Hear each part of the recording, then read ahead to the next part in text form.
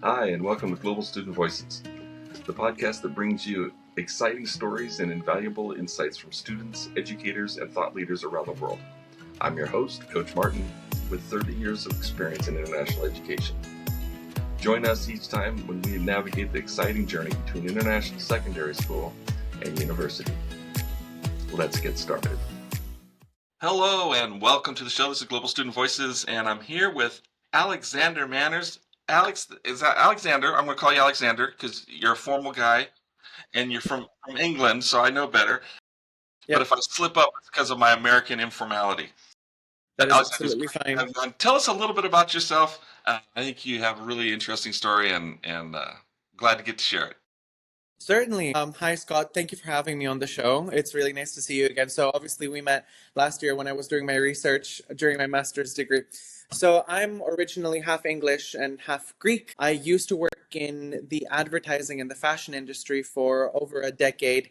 And then I did a little bit of lecturing. Then obviously the pandemic happened and I was trying to kind of rediscover what I wanted to do. I did a little bit of shadowing in a couple of international schools and I spoke to the teachers and I kind of was leaving those conversations thinking that's not exactly what I want to be doing. And then I had the pleasure of meeting the counselors and then the rest was history. I basically signed up. I did an introduction to counseling course, then a master's in counseling, and now I work as a university guidance counselor in Thailand. That is fantastic.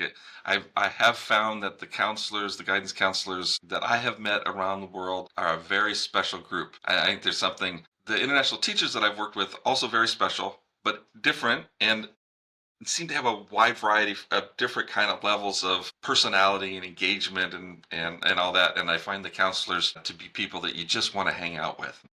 So I'm glad to welcome you into that group. Tell Thank us you. a little bit about, we did talk while you were doing your master's, and I think you were part of a really good program, and I'm glad to hear more about that and share that with other folks.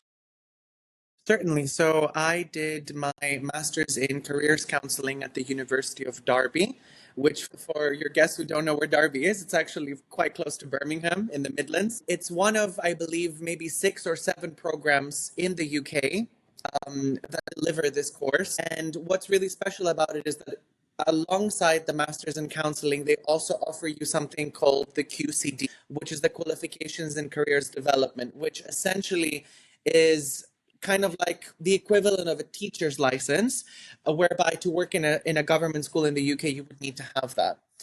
So you do those. I did those two courses simultaneously, which was really nice.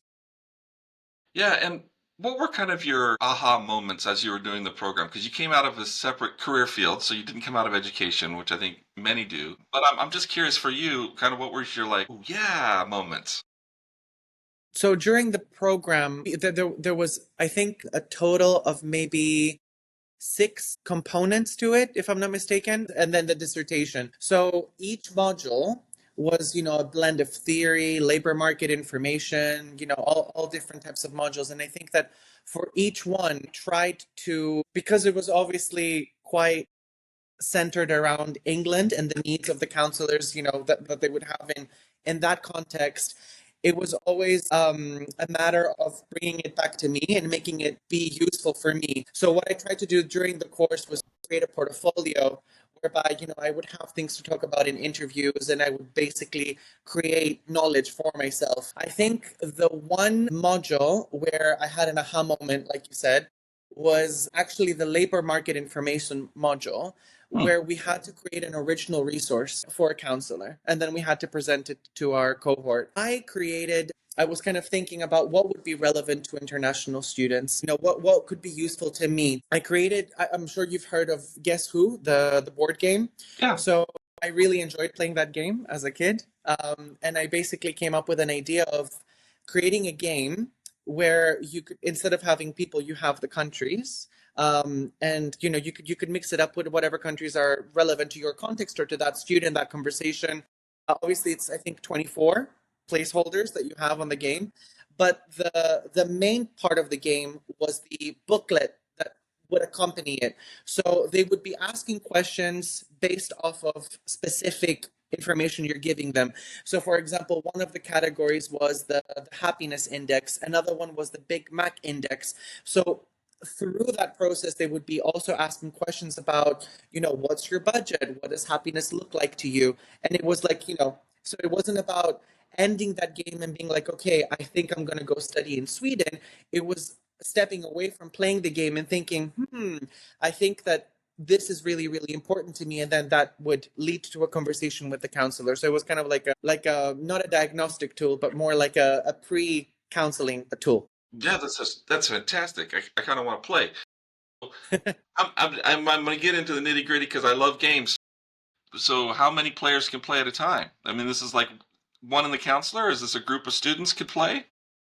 You could play it with the student, but I think it would be more meaningful for them to play it with their peers. So obviously they can play, it's a game that can be played with two people.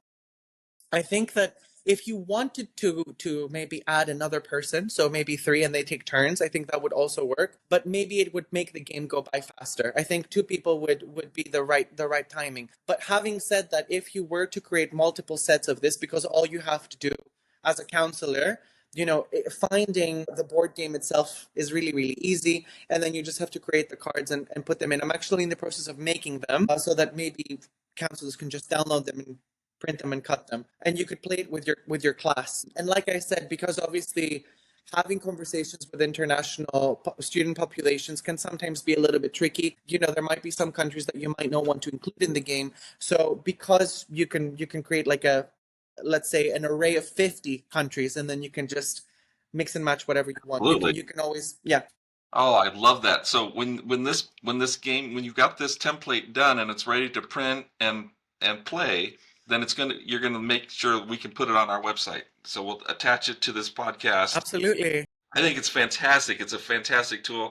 I used when I was at an international school and teaching. I used a version of Risk, the board game, because it was international, and I love that place. And I integrated a bunch of different tasks and challenges, and things were equated to assignments that we had going on in the class, and so you could get extra moves and extra rolls. Of course, I printed it in Indonesia. It was really cost efficient to print large scale, so I printed about a 4 foot by 6 foot game board that we could put up in the classroom, and then we had the game pieces that would attach to the board, and so it was, we played it over the course of a semester. So yeah, there was always this. I think there's something exciting about that. For probably half the students, they could care less, like they were just doing their work and they didn't care. But for a chunk of students, it was their full motivation. Like they were into the game and accidentally learning all the content along the way because it helped them in the game. And I think that's something that's really interesting Certainly. about that. And I love the integration of the happiness index and some of those other key things. What are some of the things that just like you find to be really helpful tools or indexes as you're working now with students? I think the number one that I've been kind of going to quite a lot is the EF English Proficiency Index. I don't know Hmm. if you've ever heard of it before. It's obviously English First is a very, very big company. They provide, ESL around the world. And over the years, because they have an online school as well, I think over the years they've been collecting all of their kind of like, when you enroll on a language course and they give you that first test where you have to test your language skills. I think they've been collecting all that data and they've ranked all the countries where they had data from based on the English level of the average population. And I think that as a tool has been really, really interesting to bring to conversations because students sometimes might want to study somewhere, but they might not realize how difficult it might be to communicate if they don't speak the language there. Mm. So, and then sometimes they'll be very surprised and they'll see some countries quite high up on the list and they'll be like, wow, I didn't know that the English level was so high there. So then that introduces some new countries to them. I've had students be interested in countries just off of that exposure to that LMI alone. Estonia is a country that's been coming up quite a bit. Scandinavia obviously is quite high up. Greece is a country that they were surprised to see in the top 10. So there have been countries that they've only started to consider because of that LMI. And then some countries that they've not thought about because they were perhaps lower on the index. And they're like, I would need to invest my time to learn this language. And I don't think that that I want that experience for my bachelor's degree. So Sure. that has been very So useful. you're using this as a tool as they're looking at different countries where they might be interested in doing their bachelor's. They have an English countries where the schools have an English curriculum. But then also using this index to say, okay, this is what your life outside of your program will be like. 100%. So how easy is it going to be for you to buy tomatoes at the supermarket? So sometimes students don't really think about, life outside of the program. So yes, you might be in this country, your program might be taught in English, but you'll need to step out of the campus and you will need to, to maybe go to the visa center. You might need to go to the bank. How easy is it going to be having those conversations? And I think quality of life is really, really important to think about. And that's another index that I've been using with them. So the quality of life index is a really popular one that I've been going for. And that brings conversations about, traffic, commutes, all sorts of different things. And that has that's something that they didn't expect, Yeah. because obviously the two conversations that they like having the most is rankings and then basically cost of living, tuition fees. So those are the two conversations. But what about everything else outside of that sphere? So yeah, it has been very nice to use those tools. Yeah, I think that's fantastic. I think that's kind of the difference between Google searching and having a good college counselor is the value added beyond what you can just search on your own and find. And I think what you've articulated there is fantastic, because that's really helps when we look at students. I mean, GSS is all about students flourishing. Like, we want to see students get a full experience. We want to see them happy during their education, and because we really believe that's what sets them up for a fulfilling life beyond, right? Mm-hmm. Mm-hmm. The ability to be adapting and dealing with all of life throws at you, and all that all kind of is prefaced on this great foundation you get in education. Higher education, I believe, is a fantastic foundation for life, but not if it's miserable, and not if you don't actually learn anything. And I think your example of making sure that you take home a gem from every course or every program you're in, you're looking for that thing that you can take away. It doesn't matter, in a sense, like, oh, this is irrelevant. I hear this all the time from students. Oh, this class is so stupid, it's just irrelevant. I'm like, well, what are you going to get from it? Like, I got misassigned into a class when I was in college. Like, my advisor was my freshman year. I was just kind of doing whatever my advisor said. He put me in this class, I think by accident, or maybe he was testing me. I don't know. And it was a general art study course, and it was supposed to be like, the title of it kind of fit me. It was something about personality and personal engagement with culture and history. I don't know. I don't remember what the title was. Mm-hmm. But the person that was teaching it decided beforehand that she was just going to teach a women's studies class, um, and really focus it on women's experience in that topic. Um, the guys and me among them in that class thought, this is horrible. Like, this is not what we signed up for. This is Yeah. horrible. But I had a really good guy sitting next to me. In fact, he happened to be on the basketball team, and he leaned over and he said, well, then figure out what you're going to get out of it. And I was like, it's the first time I'd heard it. Completely changed my whole college experience. Every class was about, okay, what can I get out of this? And so for me, it became kind of an experience in leadership development. I learned how to talk to professors. I spent a lot of time in her office trying to figure out how to make the content relevant to me, but Yeah. relevant, what was kind of her underlying goal, mission, purpose, and how was that, what could I take from that and learn from that? Certainly. I think I see the world more clearly now because of that. And I think that's what you described in terms of your experience with trying to get really good relevant stuff. There's going to be gems in every conversation. And then the next step, kind of beyond that, is that whole life experience beyond. Like, you're not in the Mm-hmm. classroom all the time. In fact, in college, you're not in the classroom very much at all. Like, as far as the amount of time that your time you have, the amount of time you're actually in the classroom is pretty limited. All of these other factors are really important, and like you said, Certainly. parents and students alike all come in. Tell me about school rankings. Tell me about the cost. I mean, Mm-hmm. those are the things that everybody, and they need that information, but it's just Certainly. not enough information to lead to flourishing.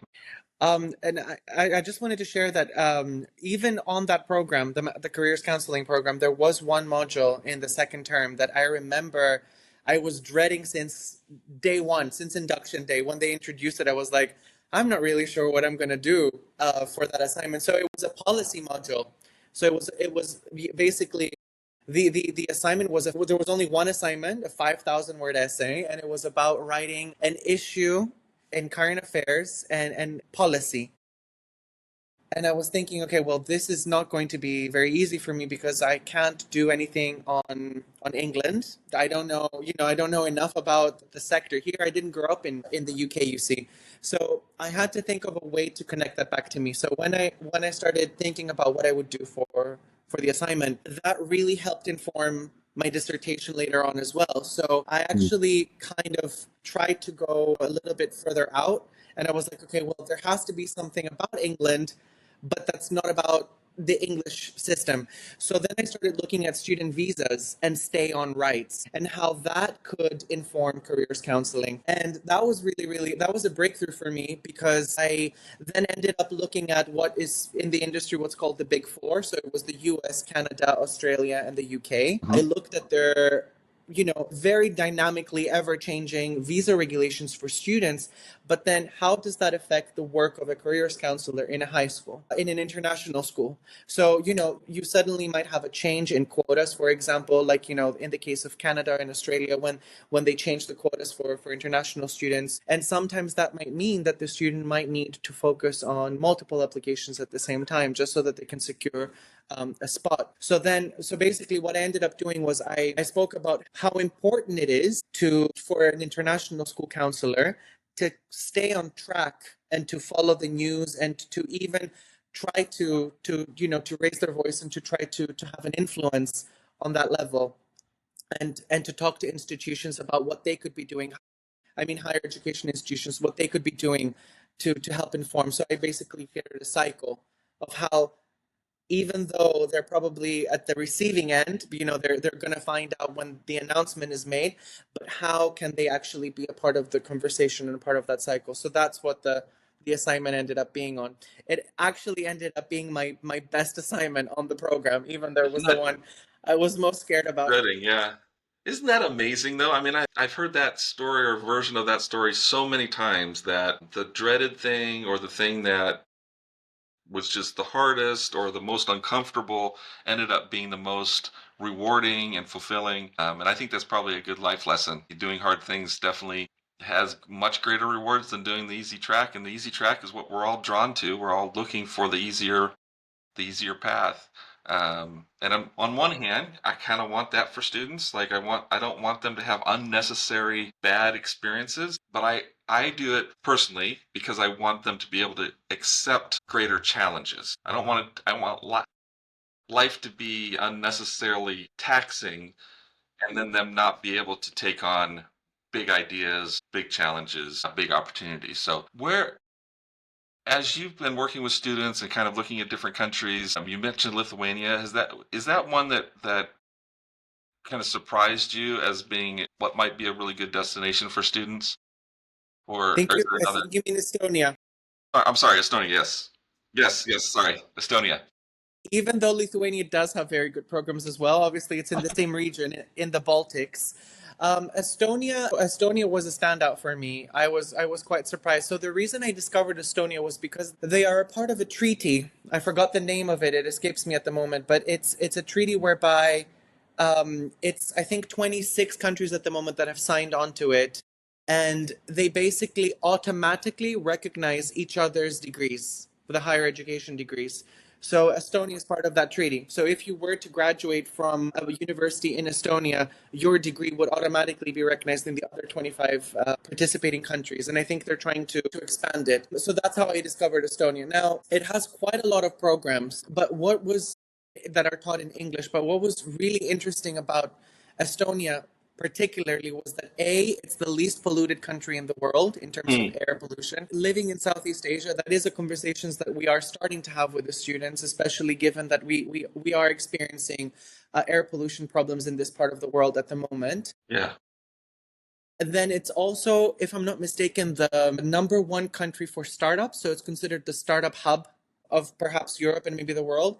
I think it has one of the fastest internets, and it's considered a completely digital government. So you can do all your government related things, you can do them online, whether it's renewing a permit or, things like that. So Ah, it's a small nation, but when you look at all of those different things, you're like, wait, there's something there for at least one student in every cohort. yeah, And at the moment, I have students who are, I'm not going to say whether they're applied or not, but they are definitely exploring that option. It's Estonia is with other countries as well, like Greece, the Czech Republic, Hungary.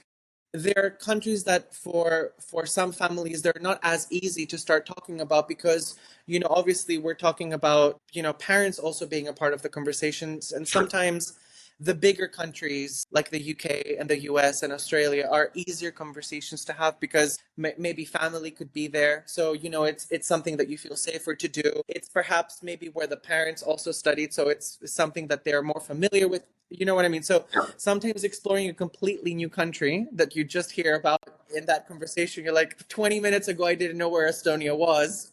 Now I know all of these things about Estonia, but obviously it'll take time to get to a point where you're like, okay, maybe this is a good country for us to explore. Yeah, that's interesting. That's kind of, for me, the breakthrough was the hospitality and the quality of smaller institutions. So, Hmm.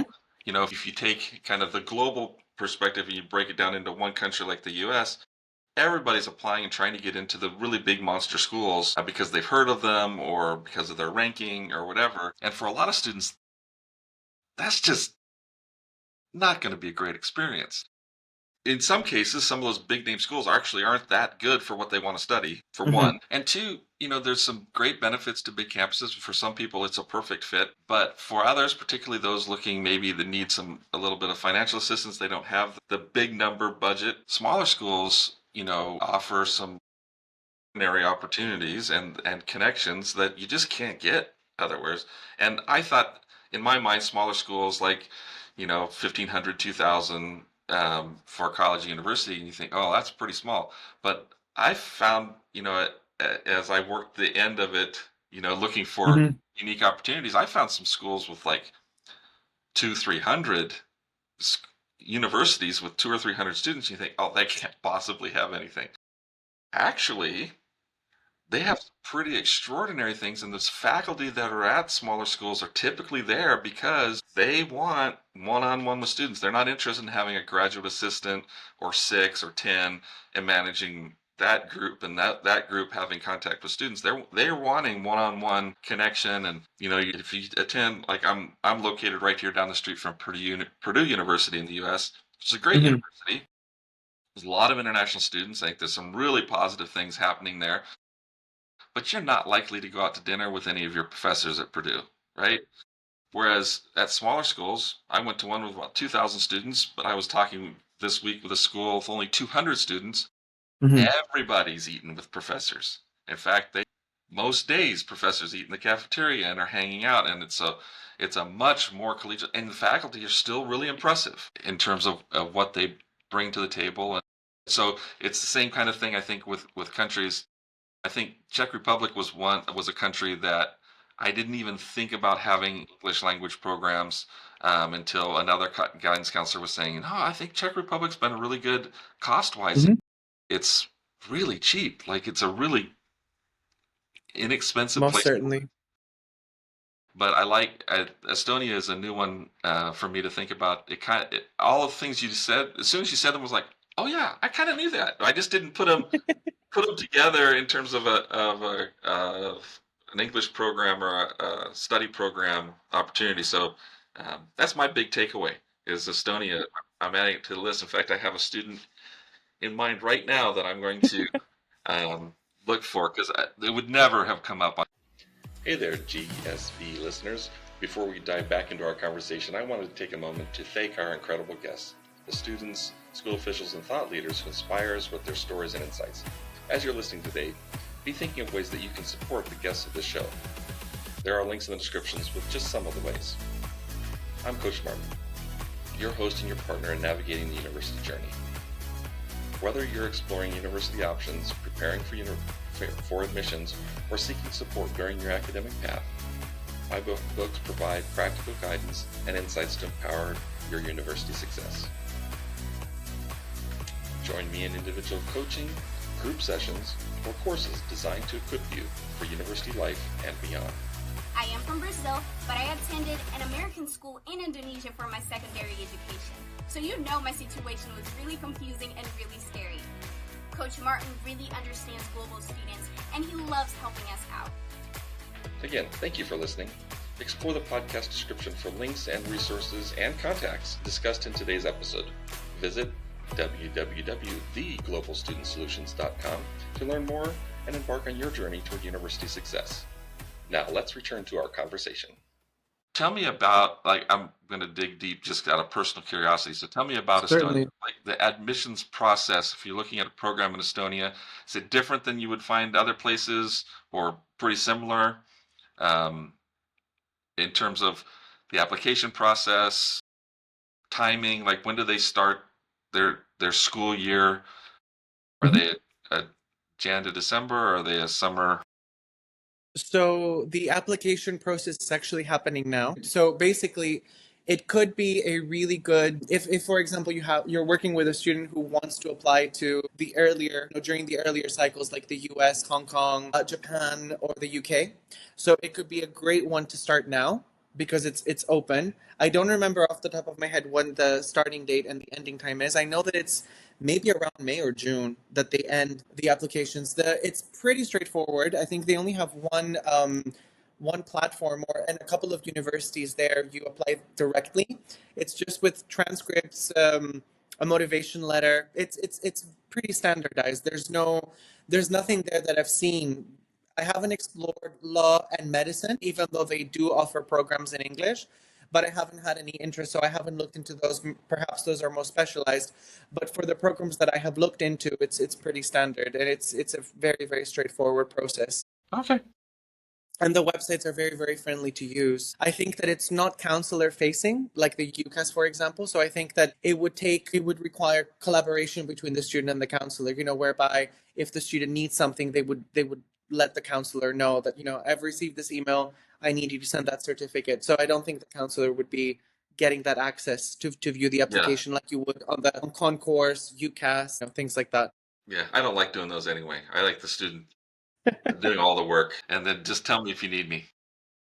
It's a really good, it's a really straightforward process. Another one that I was very surprised with at how streamlined it was Greece as well. We've seen that for some of our students that are interested in medicine, Greece seems to be obviously archaeology. I know that does not sound like a shock to anyone. So archaeology is a really good program.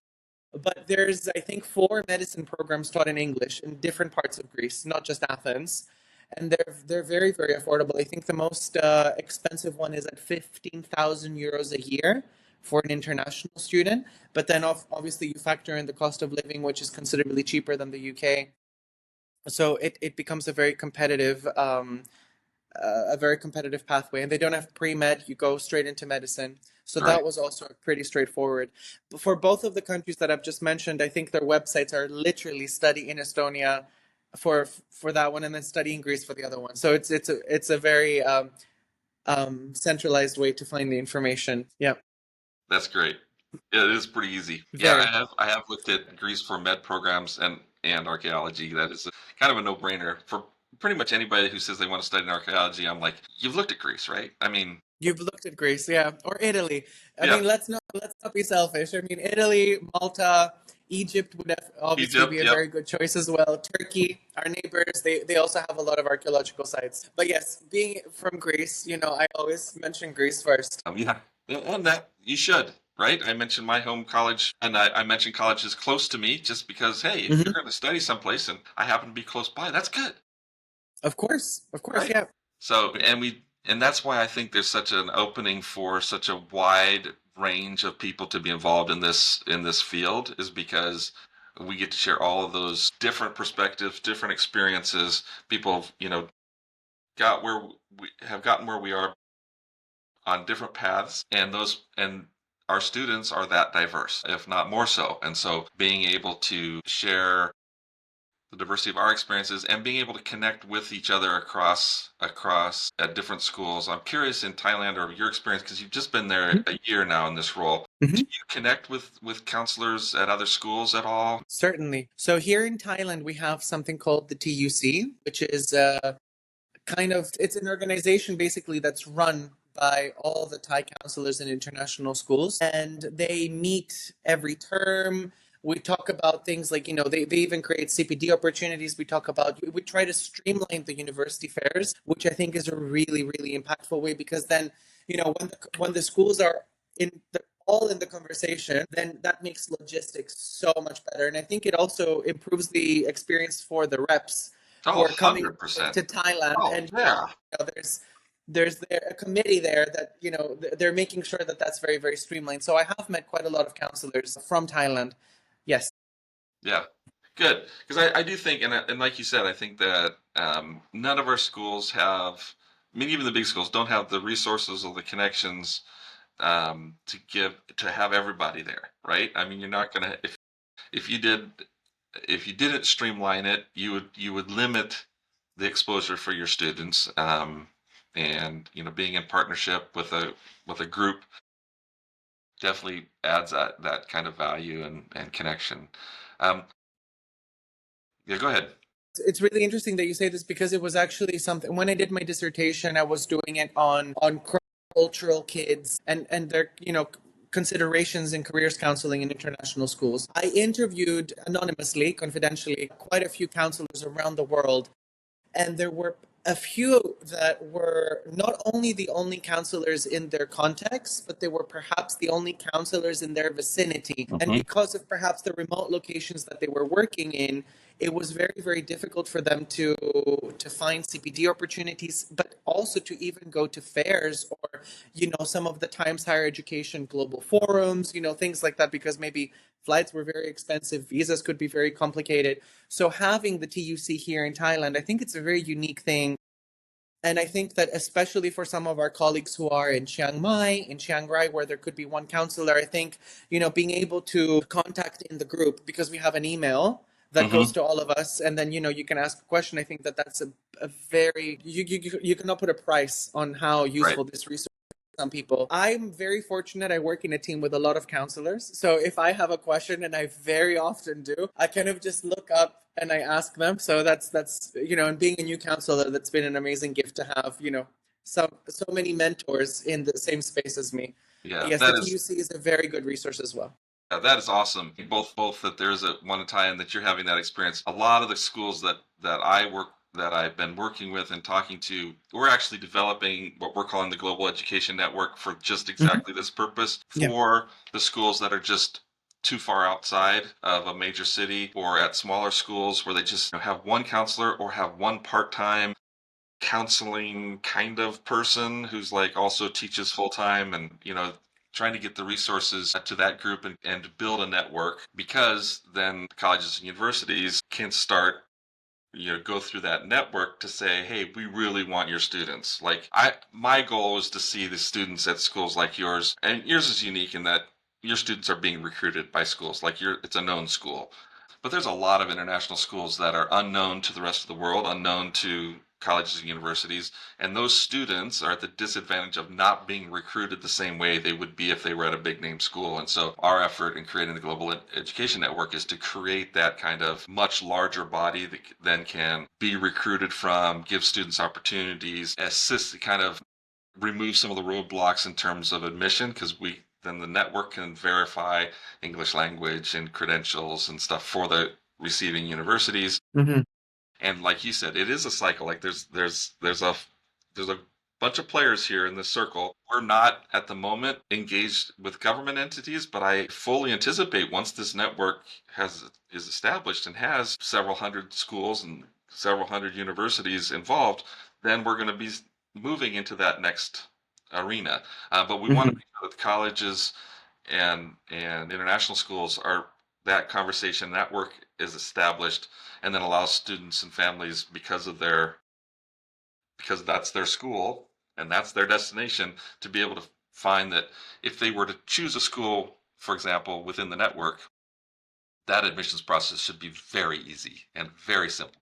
Um, and that's kind of where we want to make our impact. But I love that the TUC in Thailand, it is very unique. At the moment, I can't think of another country that's doing it. I think there is one more, but I could be misrepresenting them. There was a colleague that I met in a very very nice conference hosted by the Singapore Institute of Management (SIM), and there was a counselor from a local school in Singapore, and I think they also have something similar to the Well, TUC.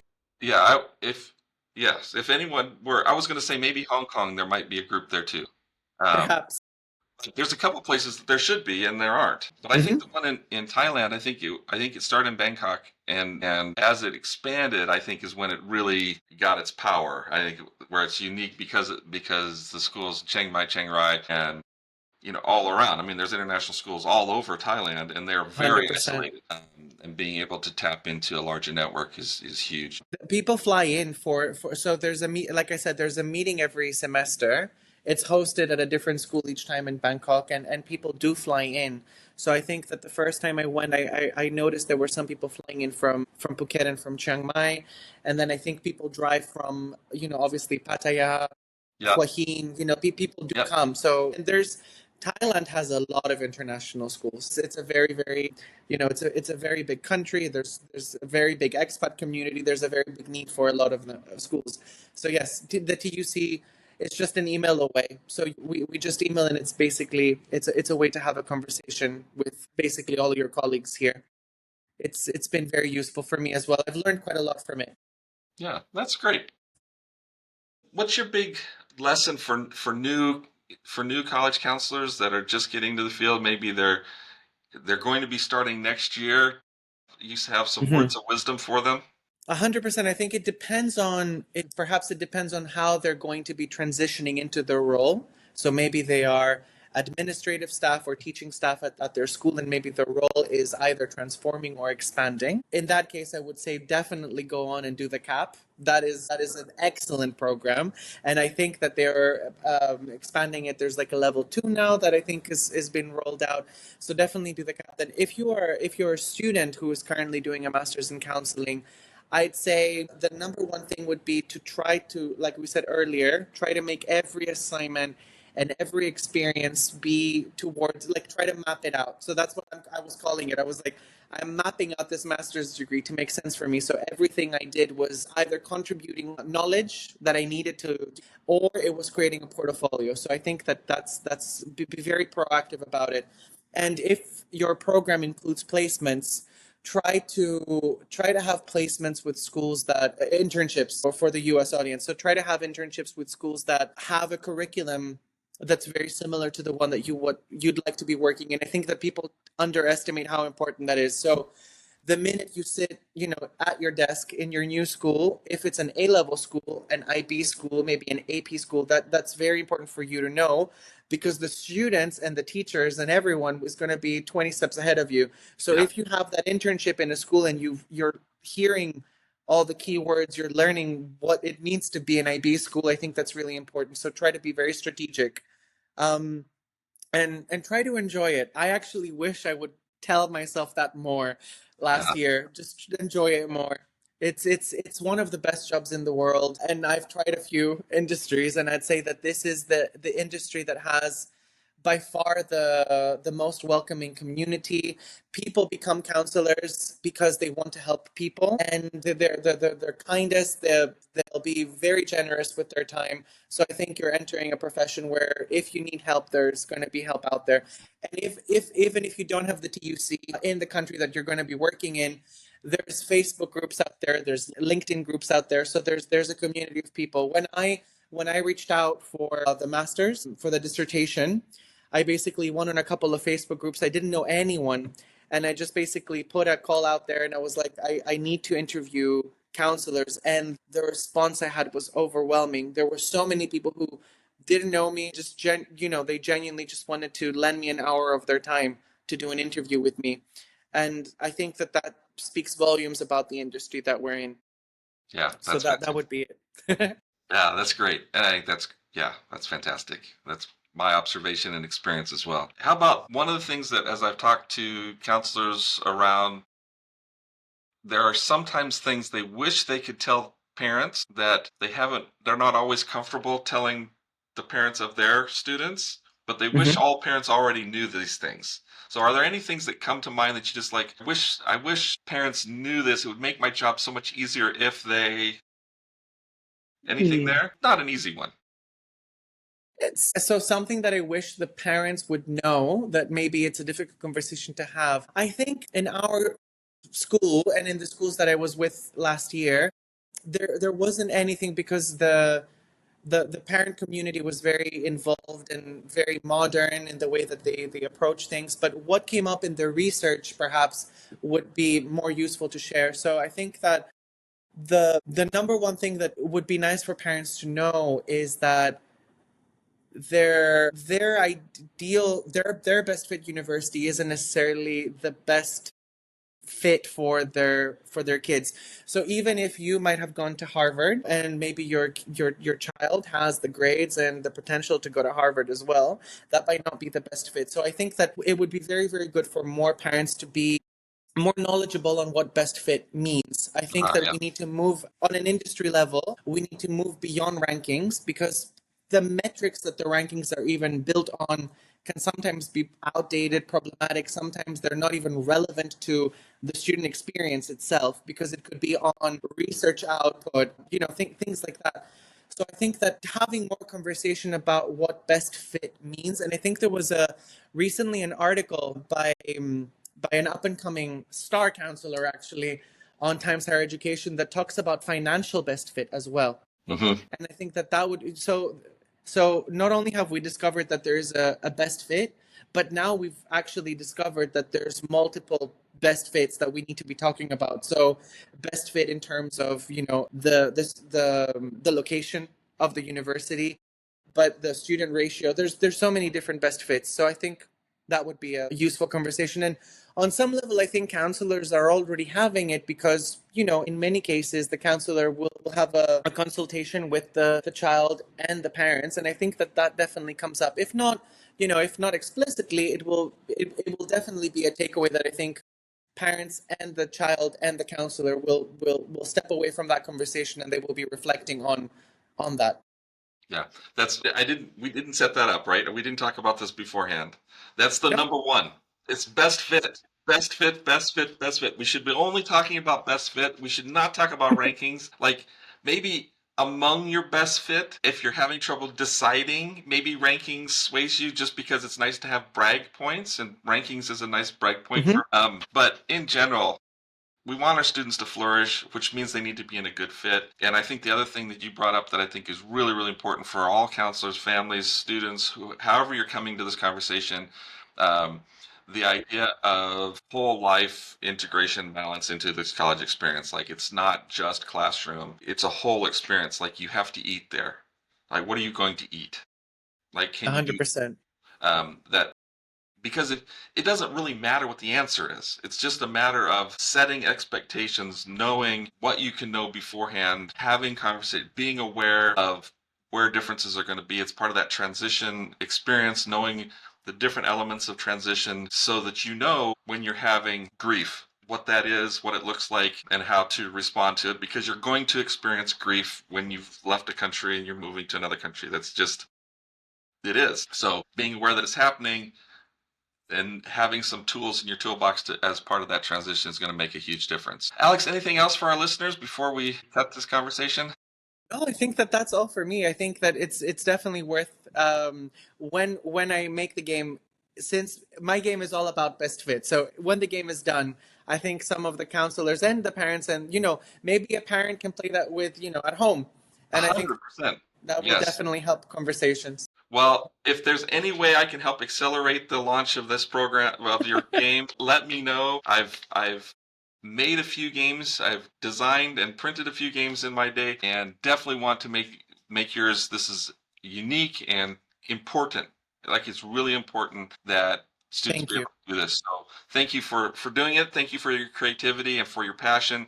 I'm excited. Your students are lucky to have you. Your school's lucky to have you. Thank you, And Scott. we've been very lucky to have you on Global Student Voices. Thanks for being on the show. And we'll have more information. As we learn about the game, we'll attach that information to this podcast, so it'll be available in the notes or description or somewhere, or on our website. We definitely want to promote that as it comes. Thank you for the work you continue to do. I know you've done some writing, so we'll put links to articles that you have as well.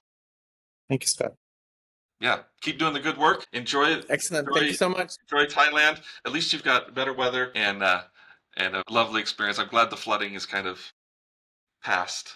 Yes. Oh yeah, 100%. Yeah. We're enjoying really good weather at the moment. Last month we had very cold weather for Thai standards. For Thai standards, yes. It was quite chilly, but it's nice. Well, enjoy. Well, get out and enjoy the weather. Thanks again for Excellent. being on the show. Thank you, Scott. Really appreciate Thanks, it. Scott. Bye-bye. Okay, it is something with this page. Thanks for tuning into Global Student Voices. We're committed to bringing you the best advice and to share stories from global students and educators. We need your help. Make sure you subscribe, share, rate, and review our podcast. Follow us on social media for more updates, and we'll see you next time. Until then, stay curious and keep exploring.